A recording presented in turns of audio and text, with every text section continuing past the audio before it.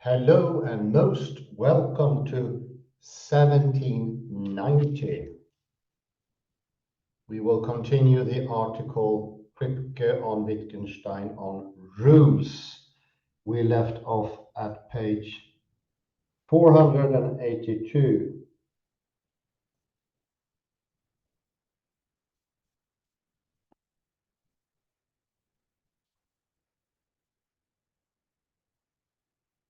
And we talked last time about, I'm going to take my video off.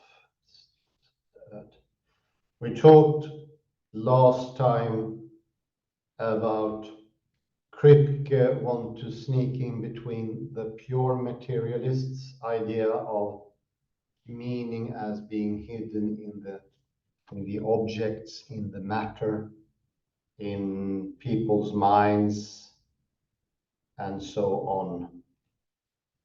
Where the physical state, and I think that is a widely acclaimed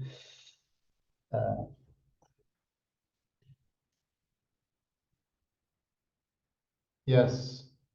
Here, very good, Kalle. Thank you very much. That's excellent. I will take the liberty to repeat. The individual's words of this language are to refer to what can only be known to the person speaking, to his immediate private sensations. So another person cannot understand the language. Kripke is, well, I read it. What Kripke imagines is rather a language, the constitutional, which depends on properties of each speaker taken in isolation. It's almost like you're in like an abandoned island. If someone were to turn up Friday, you would be able to somewhat, to some extent, speak to that person. I think it's quite clear that that is not at all the point of Wittgenstein. And Kripke is one of the most famous interlocutor or interpreters of Wittgenstein. At the same time, we are finishing off with Kripke in this article and also literally finishing off the article. We are also having a massive attack on materialism, which is today so common because there are no alternatives. There's nothing to compare to it. All other trials are to end in some sort of paradox. Unavoidably. Wittgenstein shows a way out of that paradox. So you don't have to be lying to yourself when you say a human being has free will, a soul.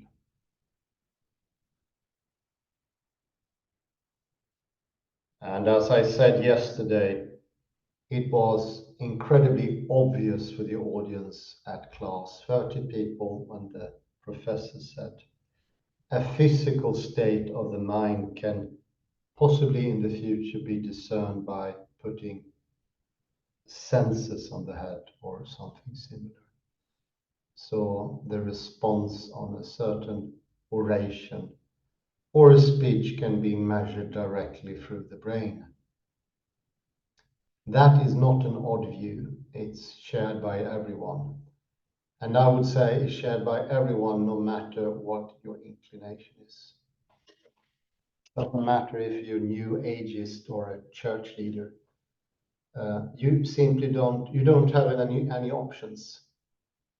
It would be the dishonesty to come with another solution that says, oh, I saved the whole soul. According to Wittgenstein, the human soul is just here, not somewhere else.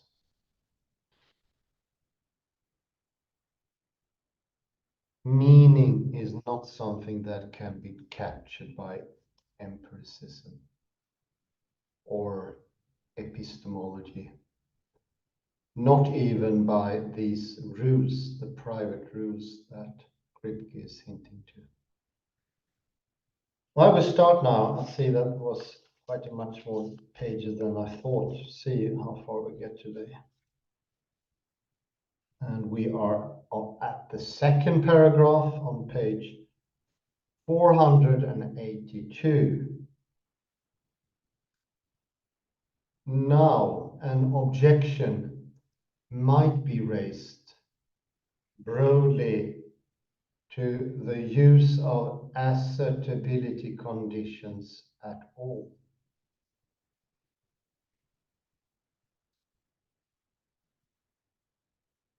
One might argue on Kripkean grounds that nothing fixes the meanings of the words used in the conditions, and hence the project fails.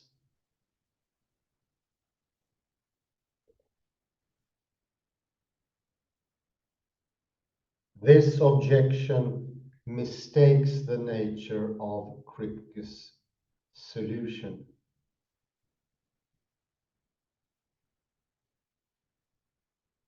The assertability conditions are descriptive. They are not intended to show how, from a standpoint of a world without meaning, meaning is constituted.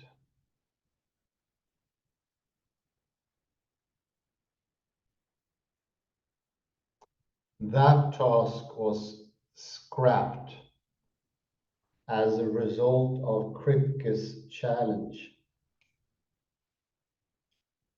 Consequently, as Kripke says, it is no objection that the description is couched in language.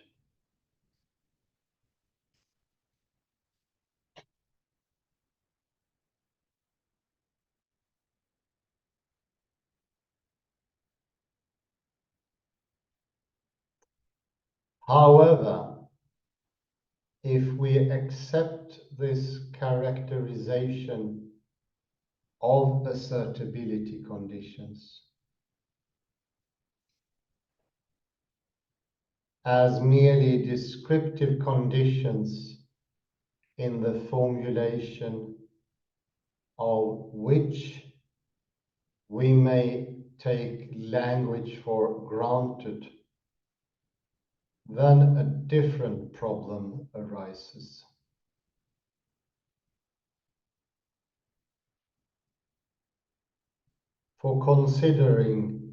Consider the following proposal.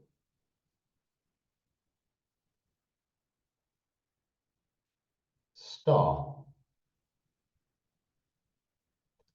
It is licensed to assert that a person means addition by plus when that person has responded with a sum in every case so far attempted.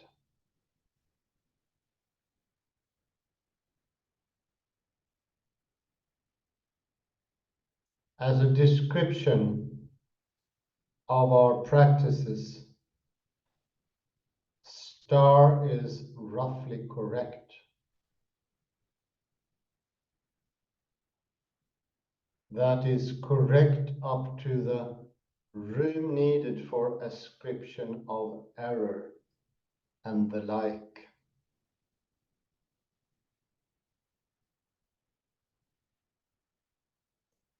But Kripke's conditions that invoke agreement are equally rough.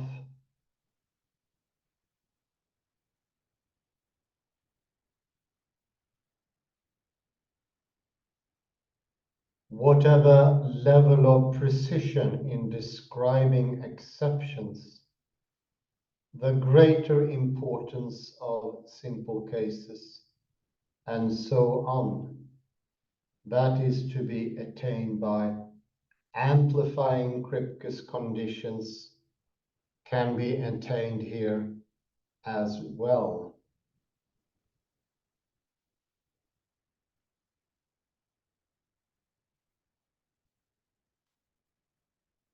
Moreover, star does concern matters of Kripkean fact.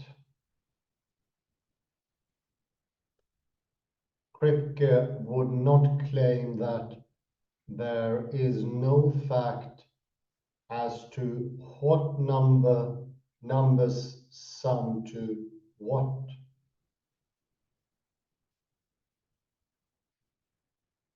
Hence, star cannot be thought deficient for want of factuality.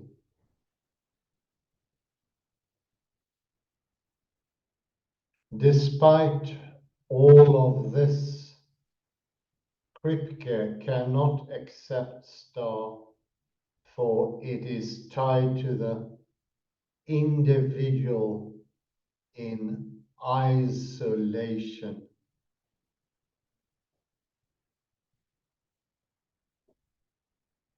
To accept it would be to renounce the point that any substantive assertability conditions must allude to a community of speakers.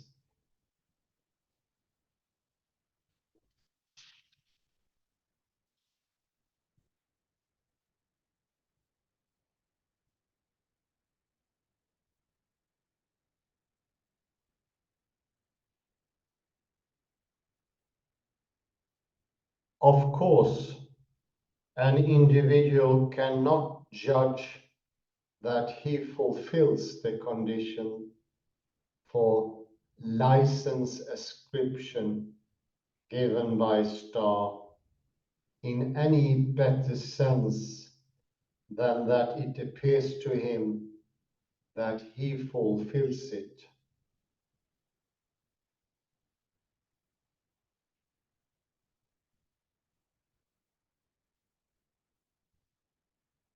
But that was not Kripke's objection to a solitary language.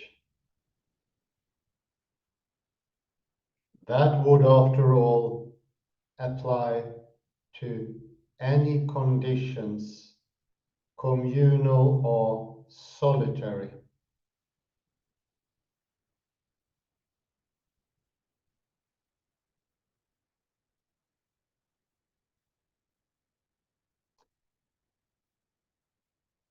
Kripke's objection was that in the solitary case, there would be no difference between an individual's actually fulfilling a condition and it's appearing to him that he fulfills it.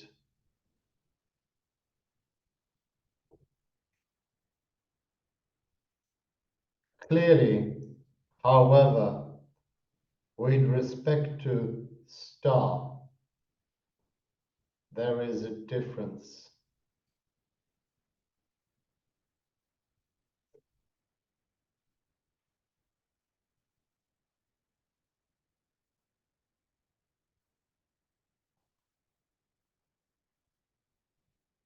In short, descriptively adequate assertability conditions can be framed using what is ascribed as being meant. That is, notions like addition, table, green, and so on.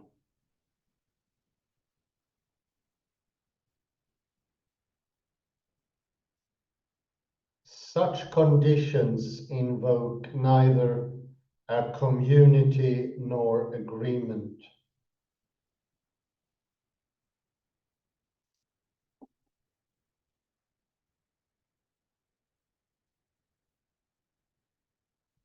Yet they do yield a distinction between an individual's fulfilling a condition and the individual's taking himself to fulfill it. And they do provide a basis for distinguishing between responses that are in accord with a previously ascribed meaning and responses an individual is simply inclined to make.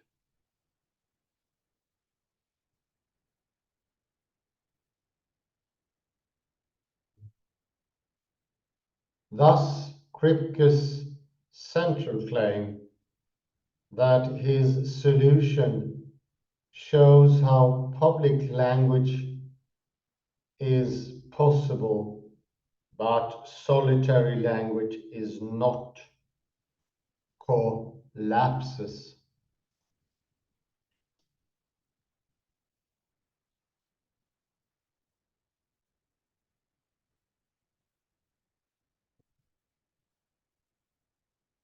To avoid this collapse, Kripke must argue for some restrictions on assertability conditions, which excludes those like star, but allows those invoking agreement.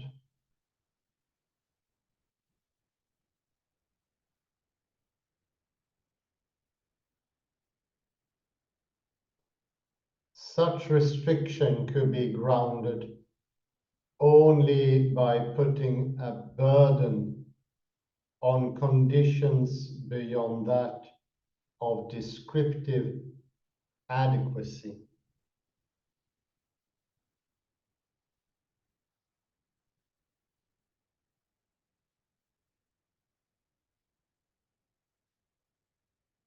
It is unclear what Kripke would offer here, but the emphasis in this exposition suggests that he would focus on the manner in which the distinction between appropriate future responses and a speaker's inclinations is secured.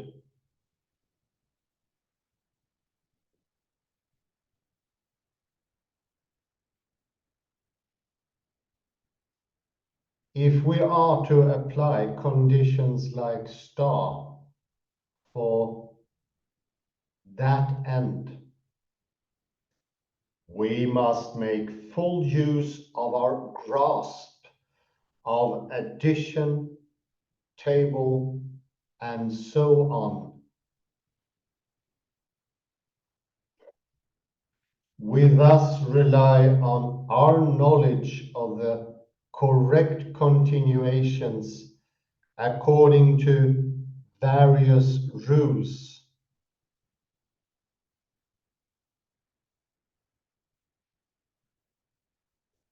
Perhaps then, assertability conditions should be so restricted as to exclude those whose application involves such reliance.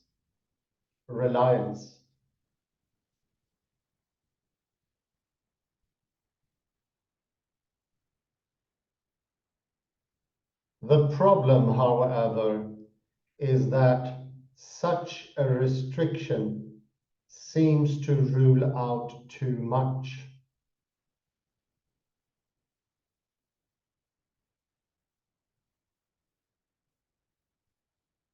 It may even be that the application of any assertability condition whatsoever requires knowledge of the sort that is excluded. More specifically, as I shall now argue, it does not appear that Kripke's conditions that involve agreement will satisfy the restriction.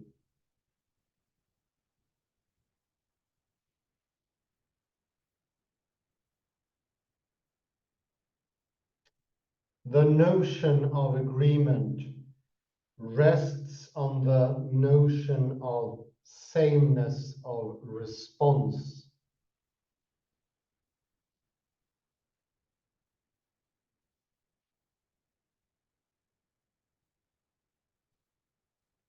To say that two utterances or signs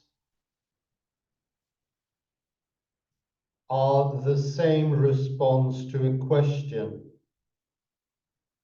is to say that the utterances or signs are tokens of the same type.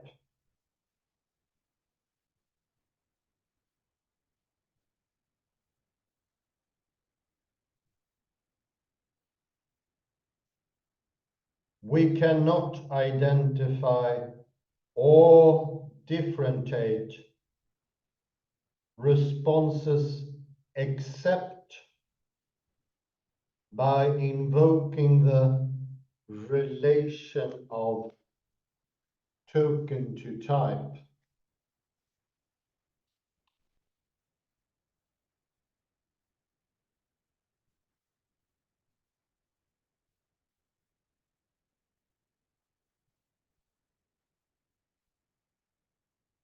But the relation of token to type is a case of the relation between the continuation of a series and the rule governing that series.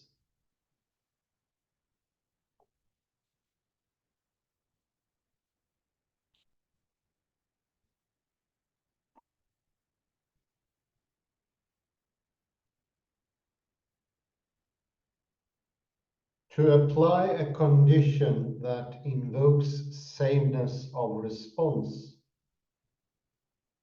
thus requires knowledge of the correct continuations according to a rule, and so would be ruled out by the restriction suggested above.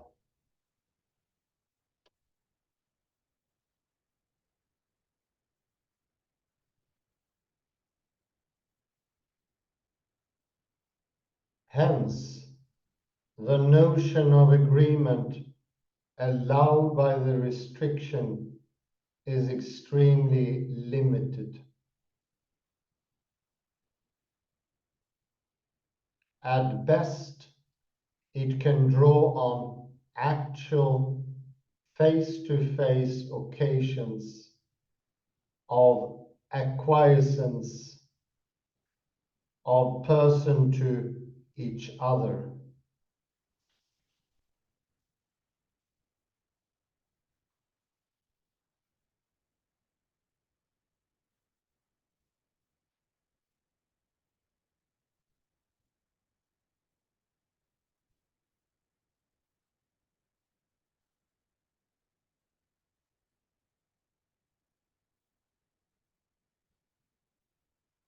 On occasion of my giving a certain sum and another of yours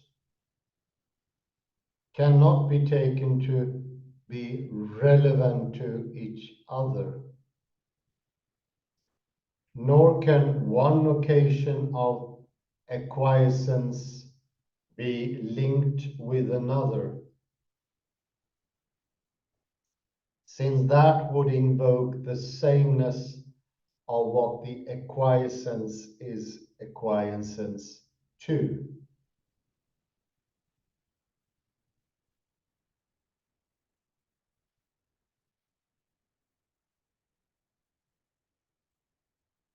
This weak notion of agreement does not support the characterization Kripke often gives of his assertability conditions, like conforming to what the community would do.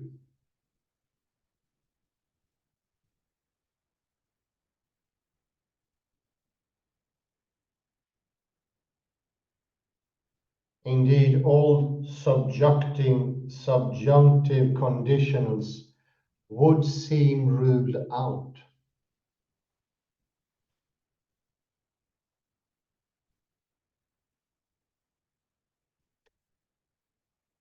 Assertability conditions restricted to this weak notion can amount to little more than it is licensed to ascribe a certain meaning to a person or adherence to a previous meaning if his utterance receives acquiescence.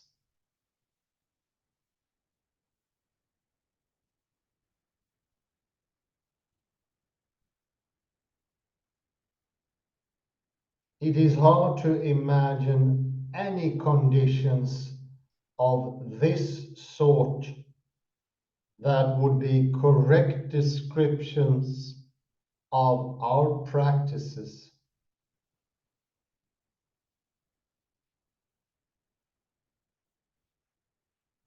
In any case, since only actual occurrences of acquiescence can be invoked, and then only one by one, it does not appear that the conditions obtainable will have any substantive content.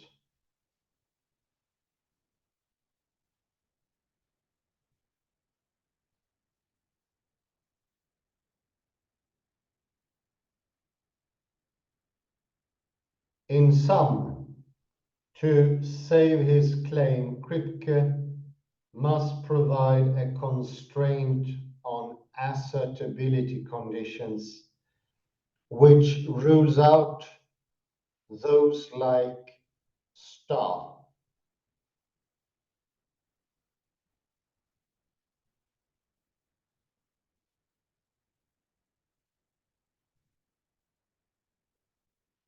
The constraint most consonant with his argument bars any conditions, the application of which relies on substantial knowledge of correct continuations according to rules.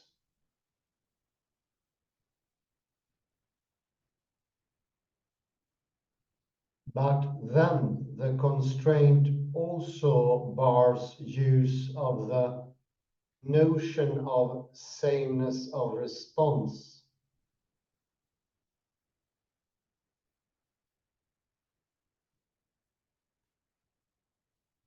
Assertability conditions limited to the resulting thin notion of agreement, if they can be accurate at all, cannot sustain enough of a distinction between inclination and justified ascription to make up the difference between public and solitary language.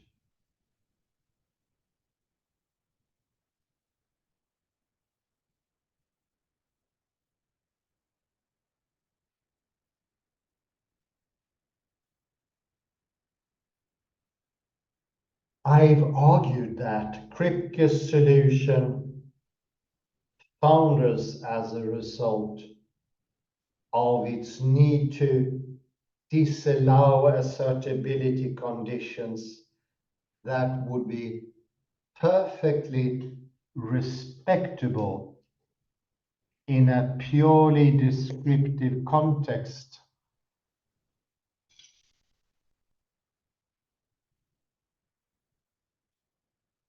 That need bespeaks a foundational element in Kripke's analysis, Kripke's project. For Kripke,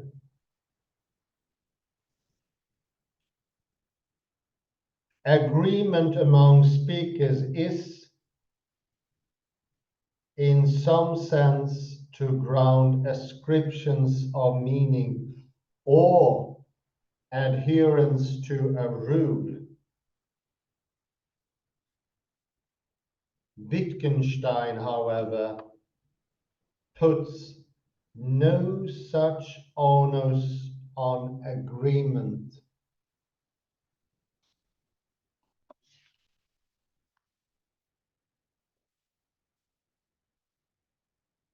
I believe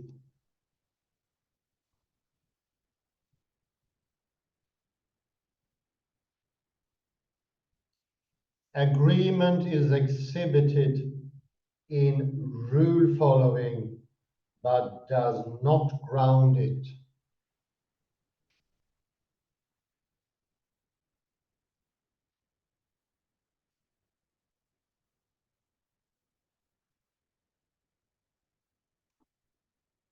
The word agreement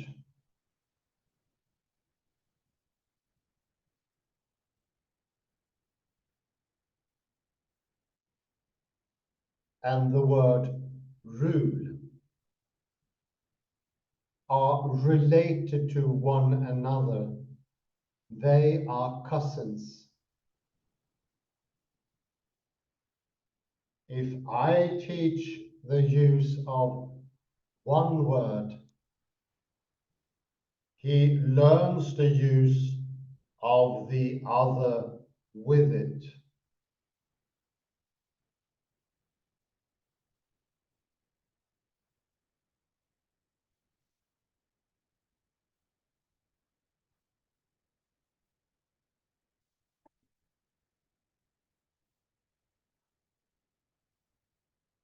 That a particular difficulty for Kripke emerges with respect to the notion of sameness of response should not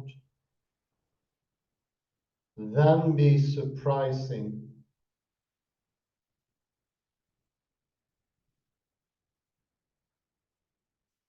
Wittgenstein emphasizes that any problem we find in rule following will arise even with respect to what counts as the same.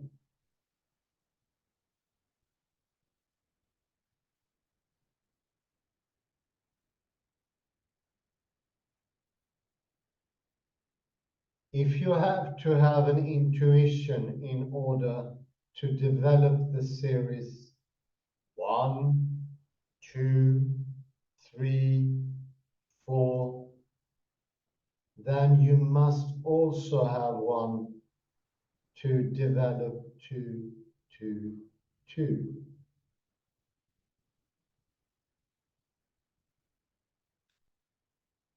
All this suggests that Wittgenstein's concerns are different from Kripke's.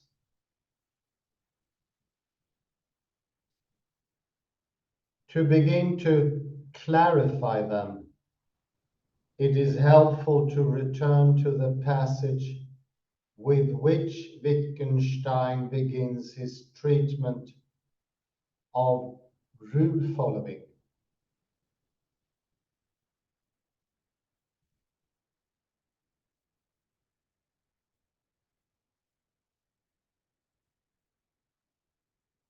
In Investigations, paragraph 185, Wittgenstein presents the scenario of a wayward child who writes the +2 series correctly until 1,000, but then writes 1,004, 1,008.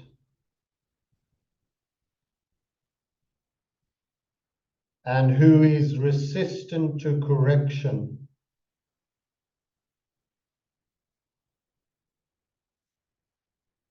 The point of the scenario should seem extremely puzzling.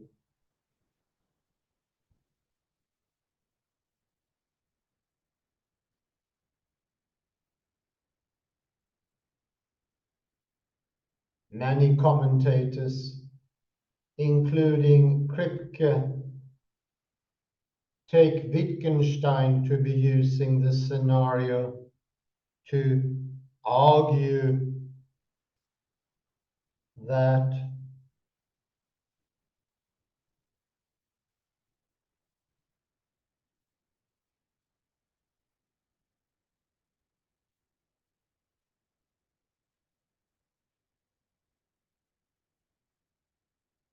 nothing determines how to go on with the series.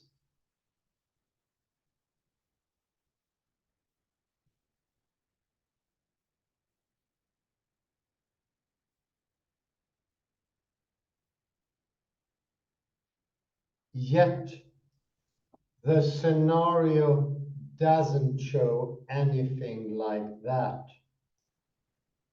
It presents a case in which we might have thought the child understood, but we find out he didn't.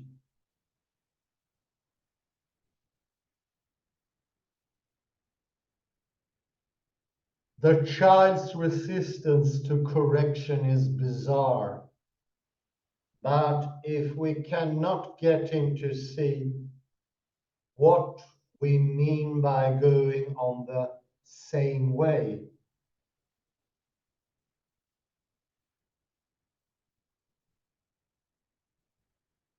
then the conclusion naturally is that he is incapable of understanding what we mean.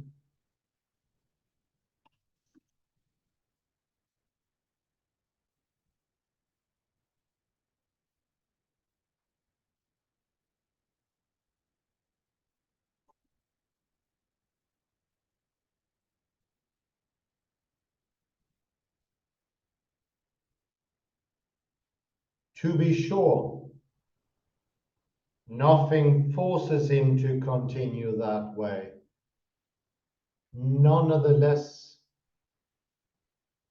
how to go on is certainly determined, in the sense that if he is to continue the series we asked him to continue, then he must go on to write 1,002, 1,004, 1,006.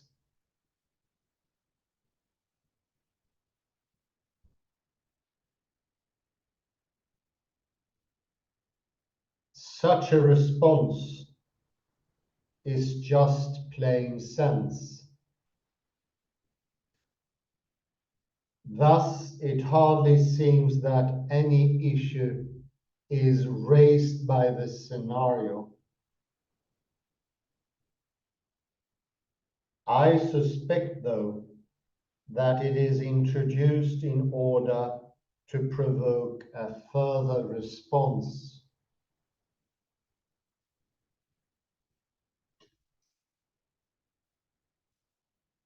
We are tempted to elaborate.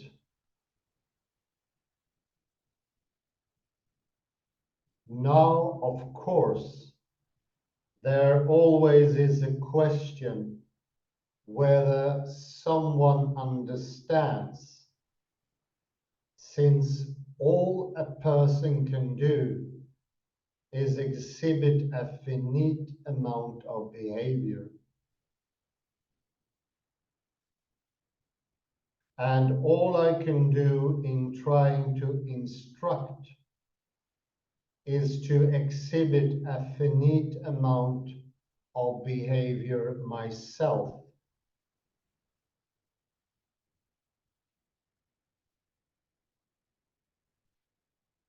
Hence, there's a gap between what the pupil and I do on the one hand, and the understanding on the other.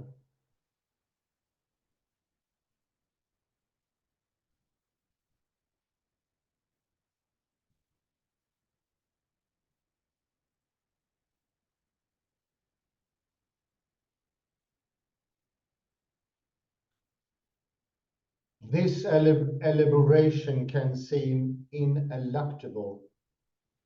It is certainly familiar in saying that Wittgenstein means to provoke it. However, I do not mean that he finds it acceptable.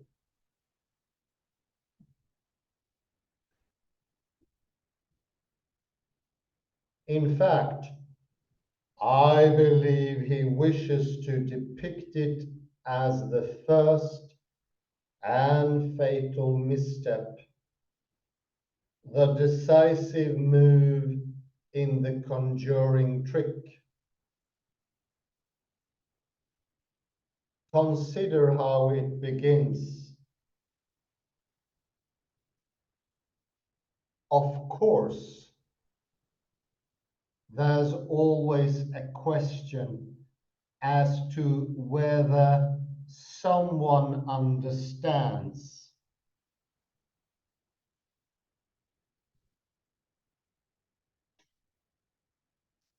That is a step, for in ordinary life, there isn't always a question.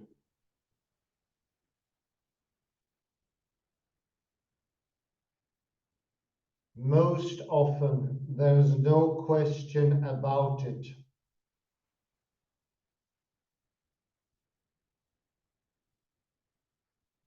To think that there is always a question is to take it that there is something particular that understanding must accomplish, which provides the standard against which any behavior is to be measured.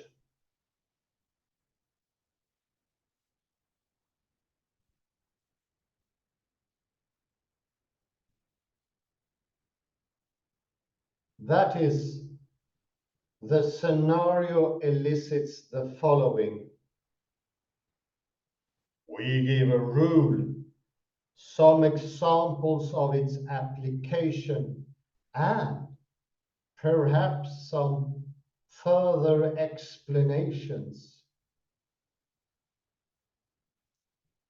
Yet, for all that, a person could go on in different ways and take himself to be going on the same. This seems to indicate that what we give is insufficient to tell or to justify how to go on, and we demand something more.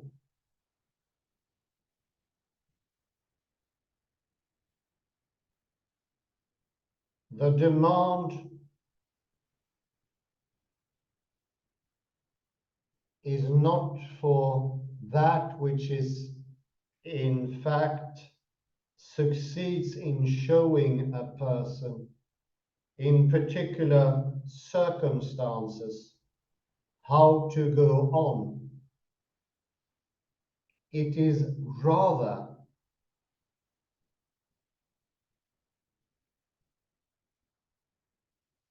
for that which picks out the correct continuation in some unconditioned way by giving that in which going on the same really consists.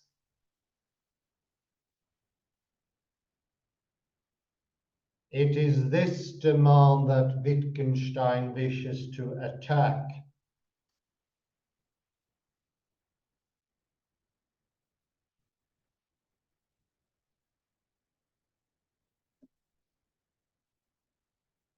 I can train someone in a uniform activity.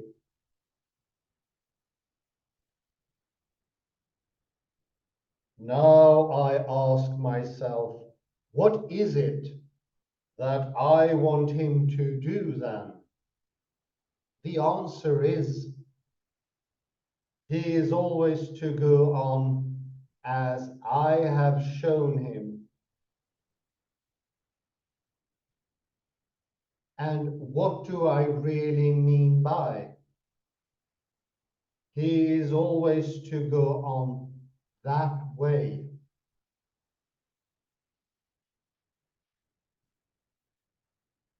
The best answer to this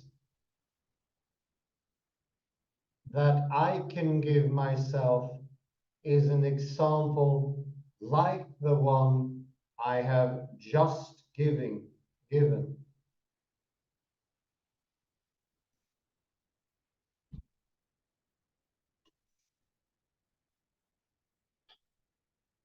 I would like to use the example in order to show him and also to show myself what I mean by uniform.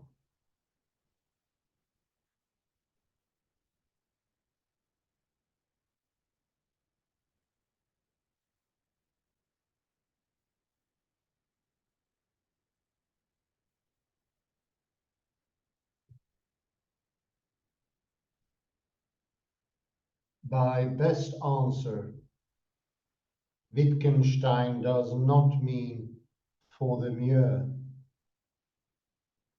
The answer, that is the example, does not work by pointing beyond itself. That is really at stake.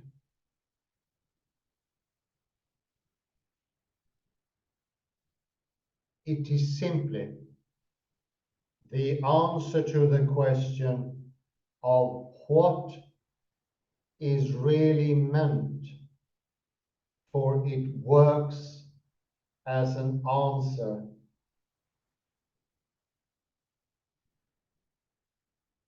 Wittgenstein concludes, we talk and act.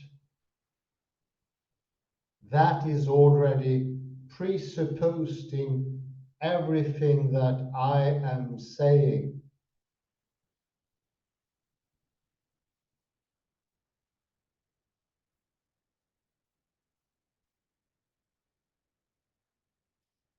The theme is repeated in Philosophical Investigations, paragraph 208.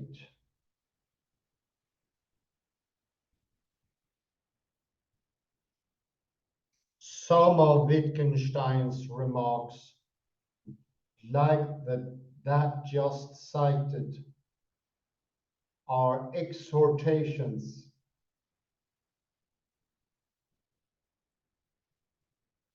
Some of them seek to unearth views that lie behind and animate our dissatisfaction with the explanations we actually give, and the consequent search for something more.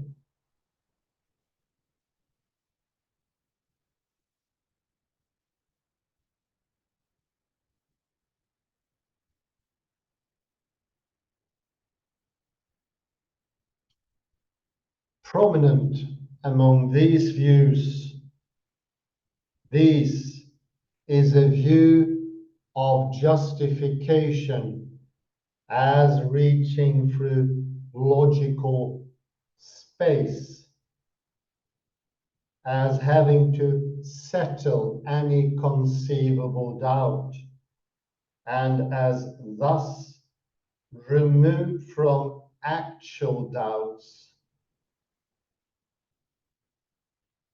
and our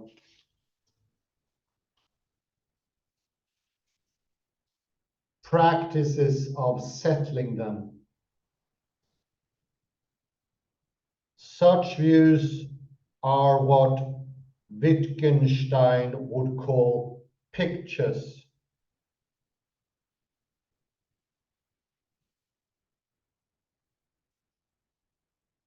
And in these sections, he urges that our ordinary conceptions, if thoroughly examined, can be seen not to force them on us,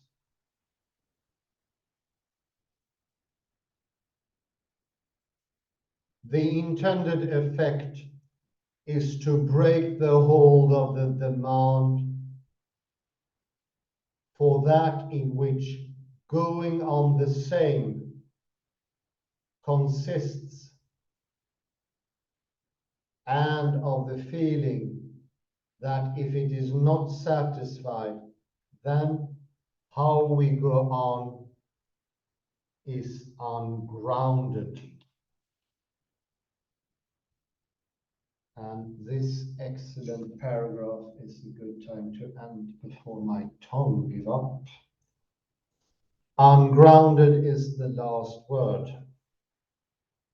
and that is 1790.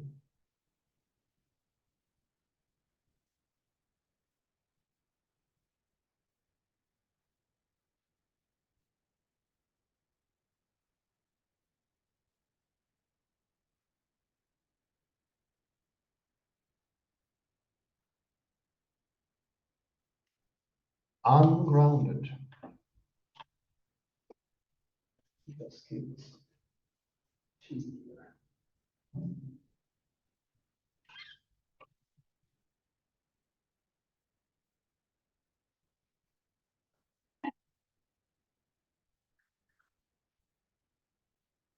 I think it could be well advised to remember, or if you have the time, to look into the last lecture, 1789, when we spoke about the New Jerusalem by Moss and Feldman. Already early in Common Era, Christian philosophers start assuming that reality, so to speak, I'm exaggerating, wasn't enough, and what is real must in reality be metaphoric, something else. This is this picture Wittgenstein is mentioning, a picture that also Kripke is possessed by, that there must be some ulterior, even truer reality than the one we already have.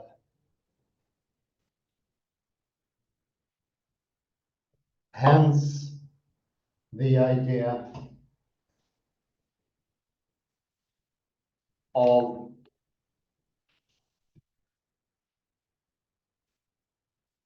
Clement of Alexandria to think that what is actually spoken and mentioned and pointed to and said and all that is not what is said. It's something deeper or something more transcendental.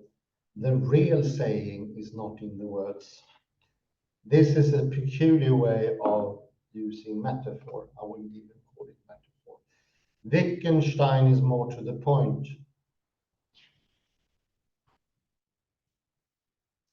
And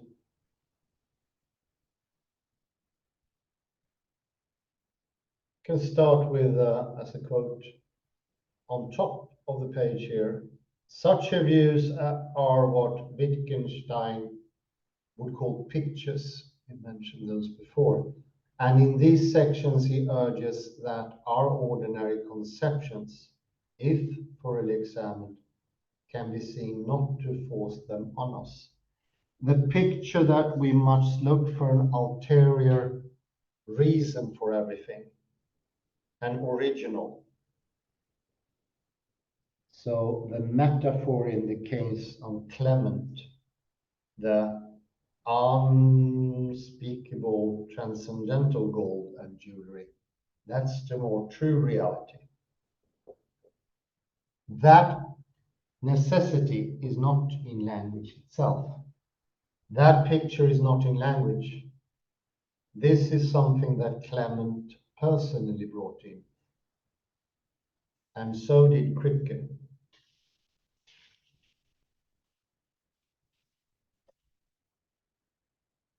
Let's look how this develops. We can go to page 483, if you please.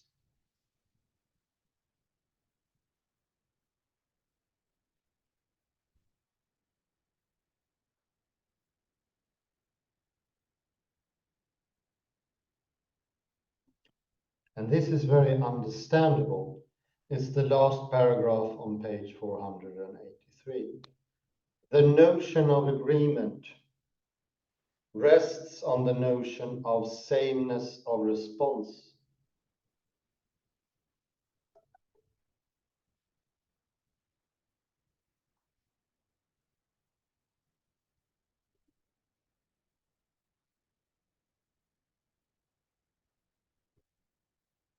To say that two utterances or signs are the same response to a question of the sum of two numbers, for example, is to say that the utterances or signs are tokens of the same type.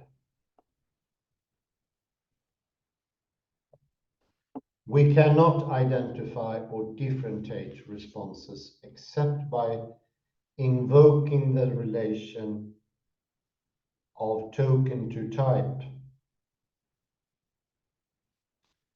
But the relation of token to type is a case of the relation between the continuation of a series and the rule governing the series.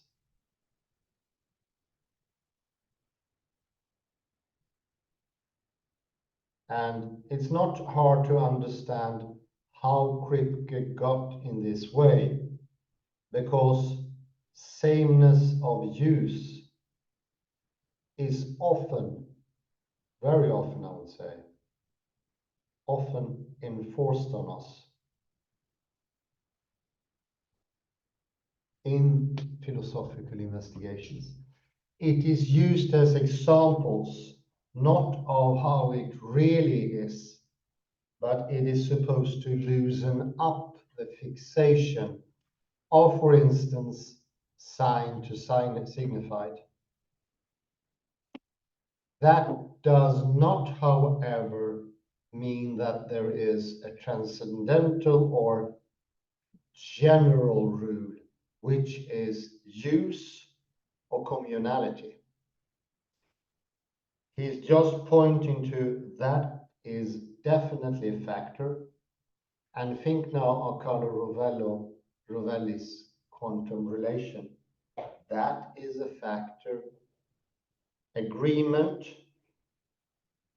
We both join in communion Therefore, we make communion mean what it means. Liturgy, all those have traits of that.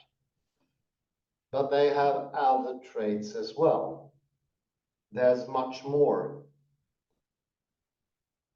So it's a sort of didactic. It's not untrue. It doesn't mean use is not important. It is important. Something the Saussure wouldn't agree on. But it's not all there is.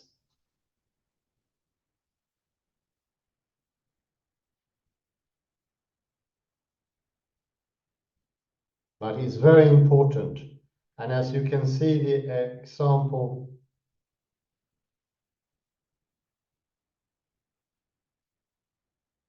a face-to-face occasion of acquiescence of a person to each other. By doing the same thing, obviously we would strengthen the meaning. But there is more. There is yet more. And Wittgenstein refrains from telling what all there is, just like Carlo Rovelli. It is not the purpose of neither physics nor philosophy to do that, because it is enormous. So what Kripke very shortly is doing is some sort of simplification. And in his case, the picture still remains. As we see on the last sentence here, on page 484,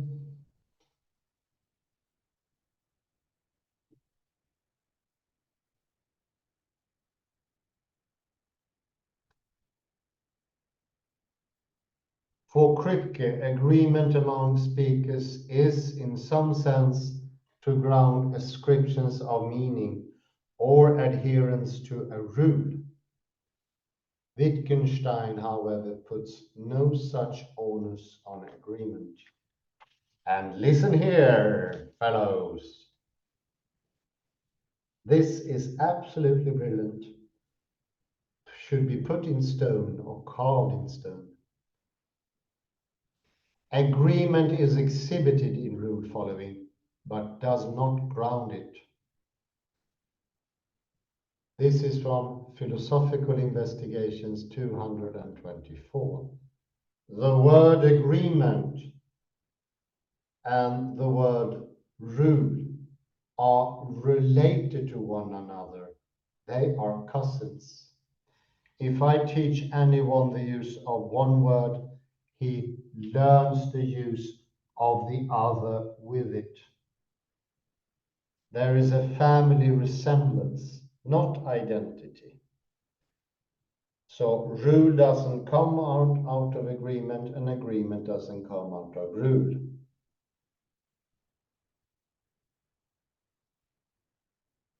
And here comes the example that Kripke misunderstood, with a little child that is obstinate and doesn't continue the series.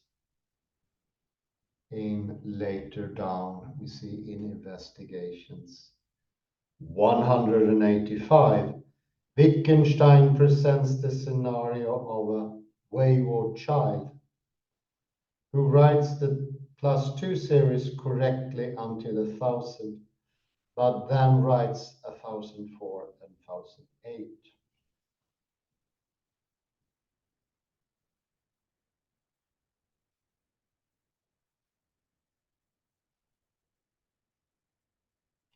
The scenario is not to show that there is no way of continue the series. Rather, as it says, yet the scenario doesn't show anything like that.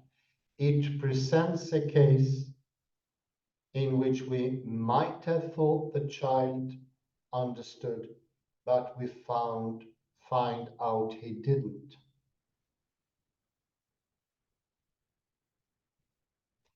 So the child's resistance to correction is bizarre.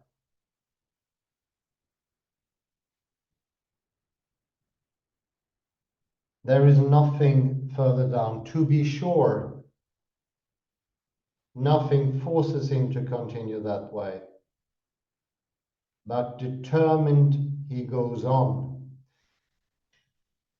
We don't know why, and it doesn't mean that there is no rule. It's bizarre.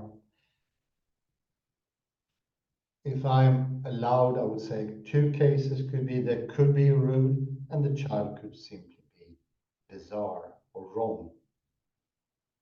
Could have some brain problems that turned up.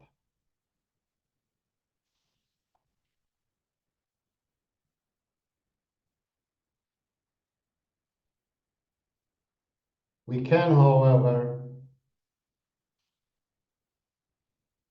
if we go down to the last part of page 485,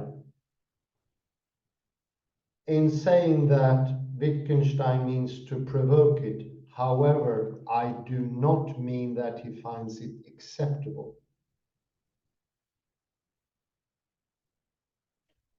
What he means that there could be missteps. A misstep from the rule is a misstep from the rule. It doesn't mean that the rule is transcendental or something. You can still make a mistake. And for me, that is not so hard to understand. I can start making a furniture of some sort, let's say a chair, and I can do a mistake. That doesn't necessarily mean that the rule is broken. But it could mean that it's broken. It could mean that I had something wrong with me and so on. There are different solutions.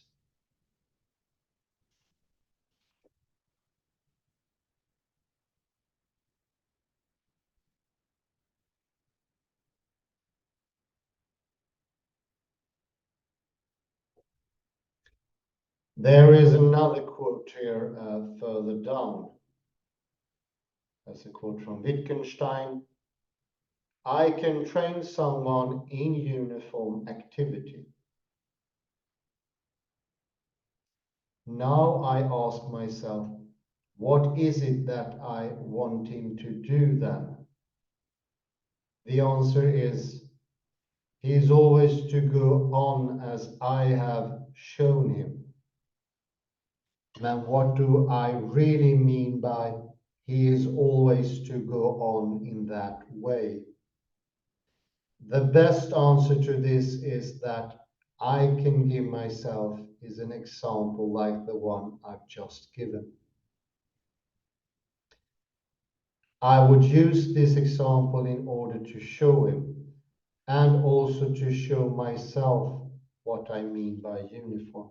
It can be shown by doing it, not by pointing to it or explaining it. So a uniform activity can be pointed to, and you can see it is an actual thing.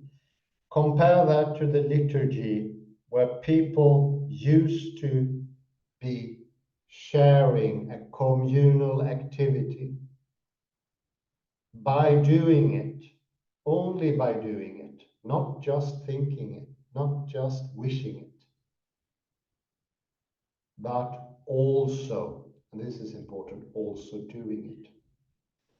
The picture that we're possessed by has led us to go into the left hemisphere, neglecting doing, and think that I can have meaning in my head.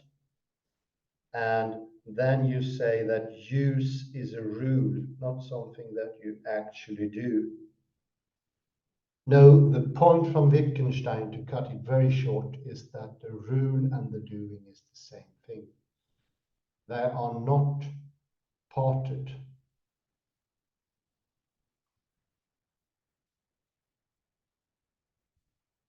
It's a bit like if you ask someone, have you done it yet? Well, I'll do it tomorrow. And if that person repeats it too much, you will know that the term he says when he says, I will do it, doesn't have the same meaning. Why is that? Well, he doesn't do something when he says, I'm doing it. Compare that to the liturgy. We don't partake in praising God, for instance, or the angels, or Mary. Our words and our thoughts will not mean either. It is not something we can press out of the private Scarabee box or the Beetle box. That is being possessed by a picture, and language does not force us to have that. Words simply mean.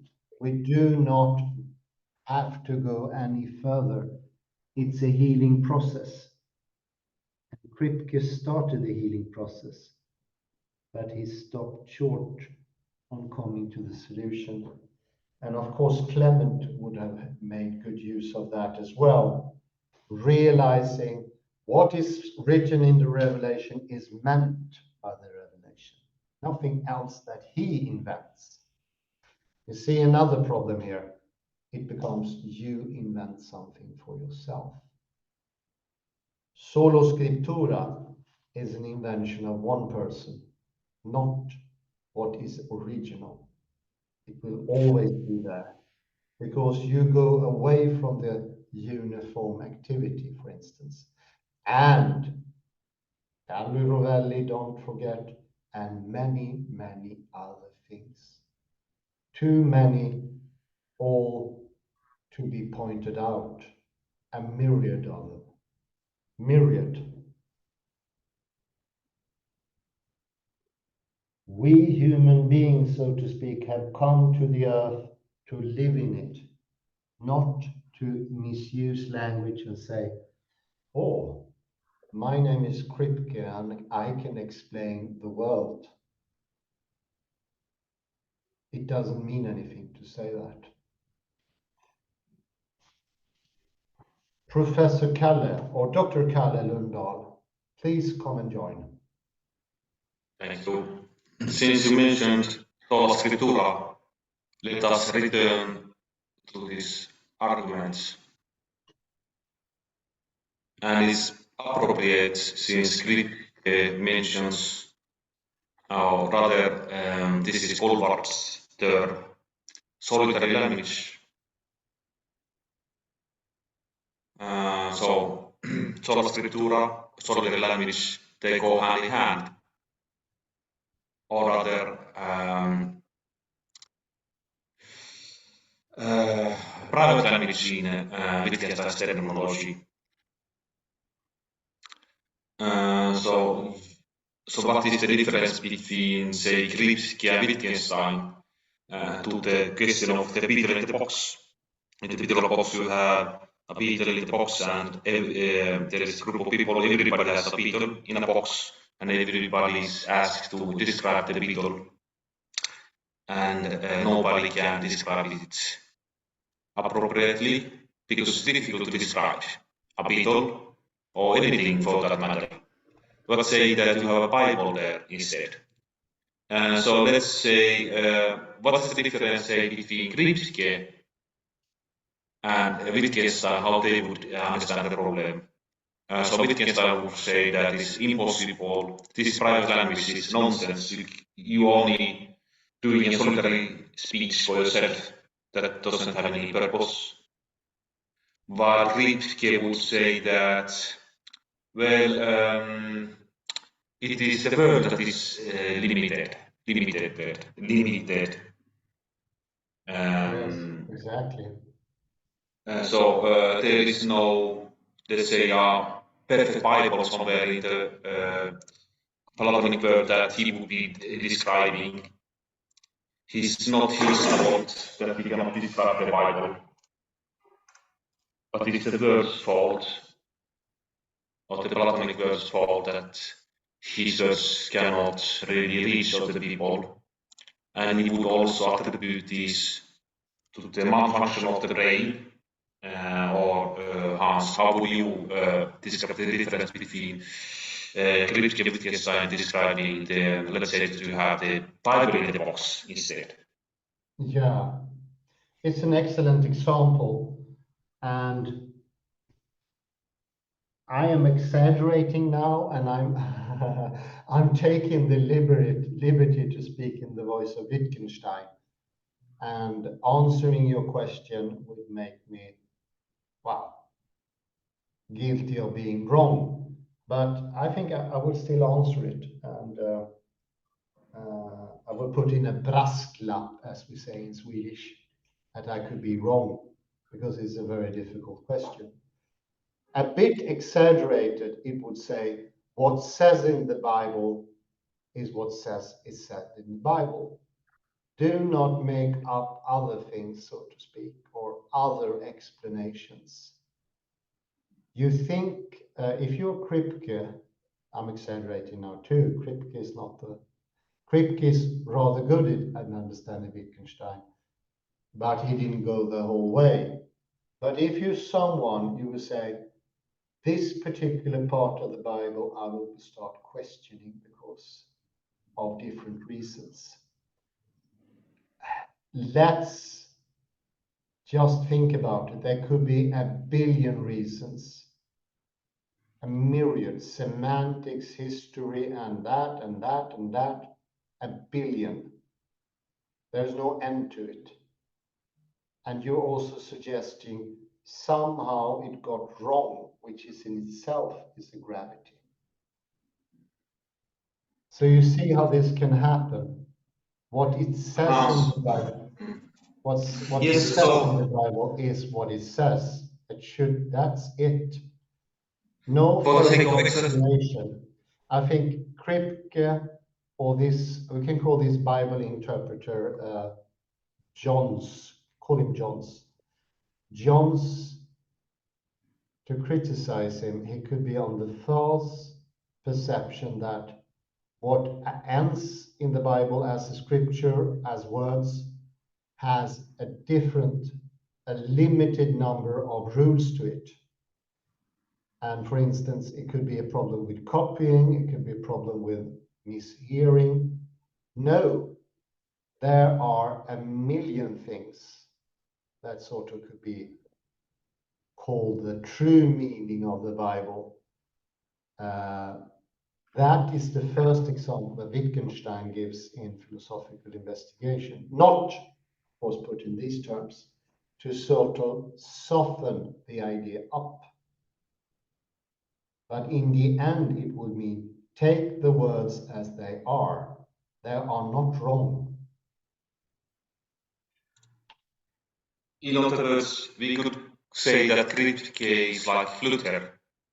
Why? Yeah. It's a bit There like is Luther. difference between Kripke, since Kripke uses, or rather, Goldfarb uses the word solid language of Kripke. Kripke is like Luther, and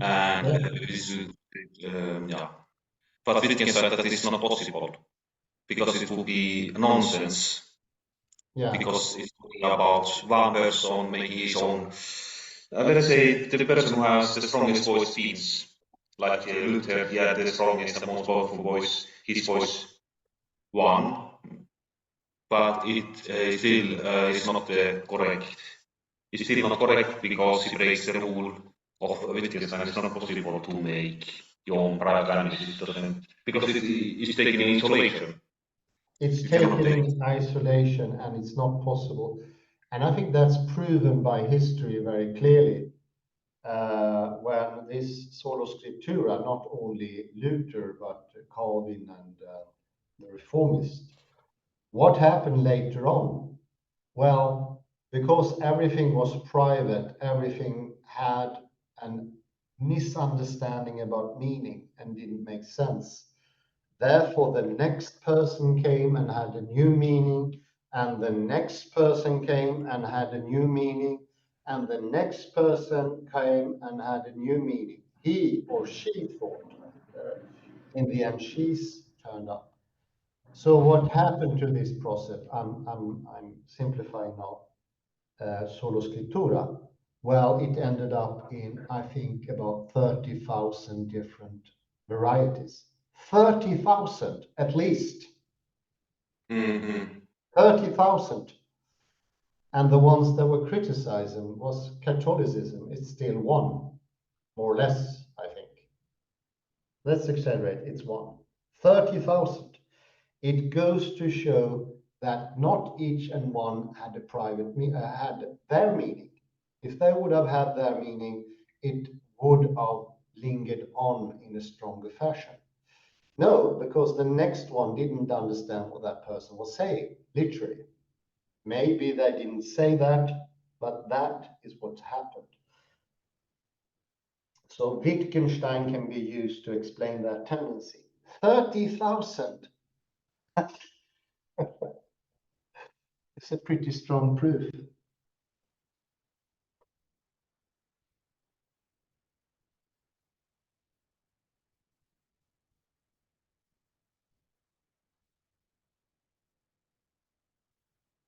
Kalle, are you still with us? Hello? Oh no.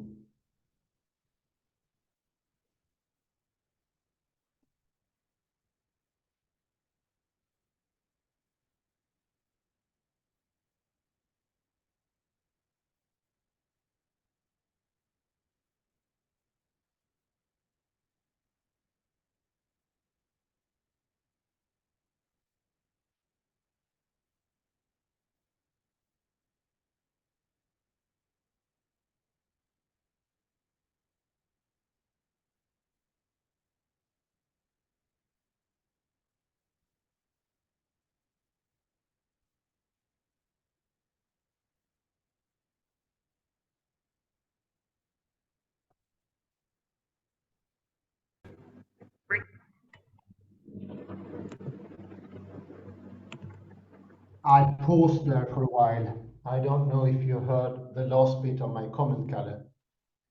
No, it depends. No. So. I think it Wittgenstein maybe could be. Okay, start the recording again, please. Yes, I started. Thank you. Okay. No, I think Wittgenstein could be used in this rather extreme example of mine to show that the 30,000 descendants of the solo scriptura tendency goes to prove that they didn't even make sense to themselves and their congregations. More would have survived, more would have been strong, but how many denominations? I think 30,000, some I read somewhere.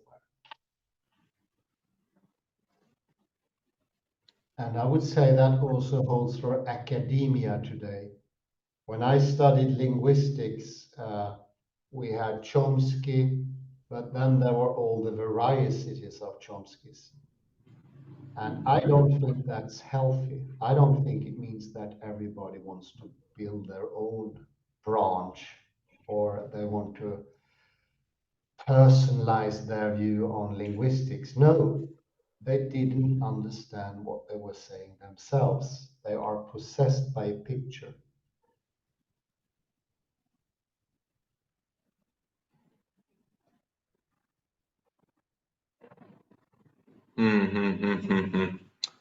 Yes, indeed. And I think that most, if we can probably easily replace the word Kripke here and guess Luther, and I think we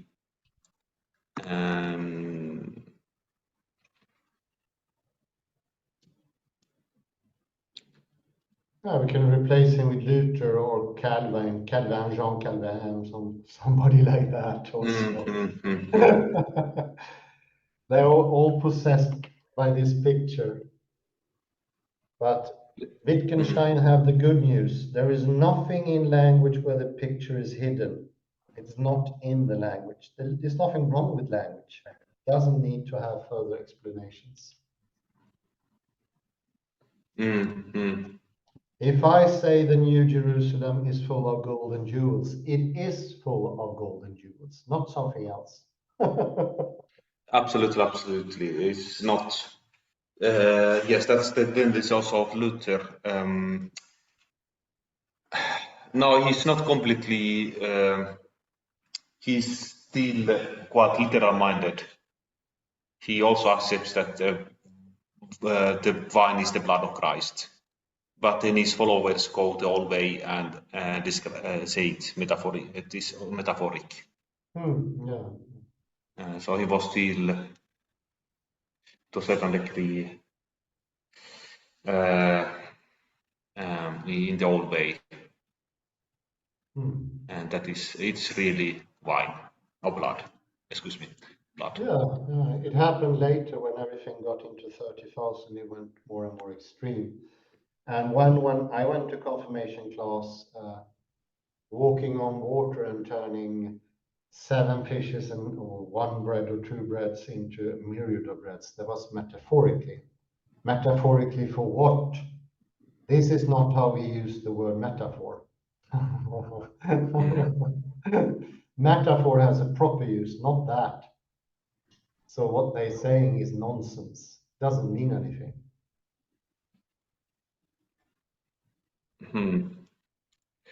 Speaking of nonsense, is Kripke not speaking here nonsense? The notion of a rule as guiding the person who adopts it can have no substantive content.